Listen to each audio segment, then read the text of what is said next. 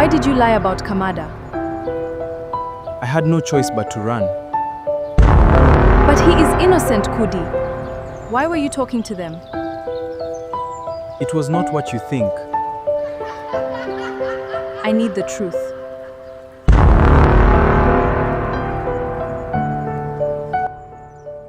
Chapter 20, I am going to explain everything, Kudi said again. My mind drifted down memory lane to a time before everything changed. A time when light still shone as though darkness would never find its way into our lives. A time when innocence was not merely an excuse but the very definition of our games.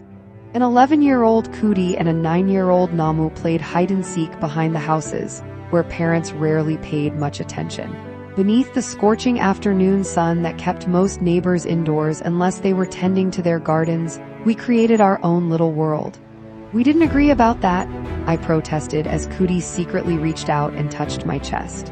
He stepped back and chuckled. What's funny? I asked. The seriousness on my face did nothing to chase away the embarrassment lingering between us after that awkward moment. Kudi rubbed his chin before replying, Oops. I just didn't find them anywhere. What are you talking about? I asked. His eyes searched mine as though looking for answers I was unwilling to give. Nothing, he dismissed quietly. We stared at each other in silence. Then I turned. Kamada stood several meters away behind a banana plant, shaking his head as though Malibu Village held stories known only to a chosen few. Kudi walked toward him with an angry glare, but the closer he came, the more guarded he became beneath Kamada's towering figure. They exchanged a few quiet words that I could not hear before Kudi sighed and walked away. Kamada remained where he stood, a tall, confident, dark-skinned teenager whose silence often spoke louder than words. He watched me for several moments before I finally turned and left. Those memories flooded back the moment Kudi sat me down during lunchtime while my classmates attended the afternoon lesson. Before I could ask why he no longer went to school, his eyes settled on my secondary school uniform with a calmness that felt strangely unfamiliar. Every movement he made seemed unpredictable. Even after ordering drinks from the school canteen attendant, I kept wondering what had caused such a remarkable change in him. Do you remember the day I lied to you? I asked. He looked at me curiously before shaking his head. Remind me, he replied as he opened his bottle of water. Once again, I slipped into the past. This time it was much closer to the beginning of the mystery, only 2 days after Father's death had settled over our family.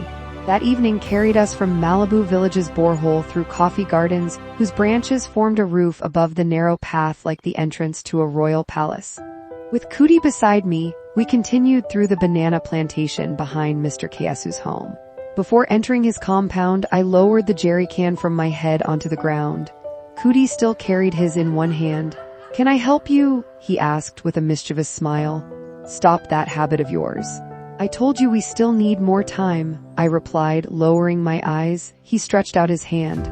Remember what we agreed after I helped you carry your jerry can the last time, he said softly before pausing. What happened to your promise? Heat rushed to my face. Part of me wanted to let the matter go, yet another part remembered the promise I had made. I glanced around to make sure no one was nearby before slowly beginning to unbutton my dress.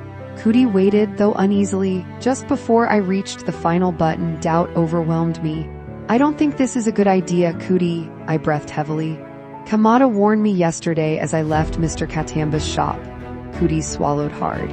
Without saying another word, he picked up his jerry can and started walking away. My dress was still partly unbuttoned as I hurried after him and caught his hand.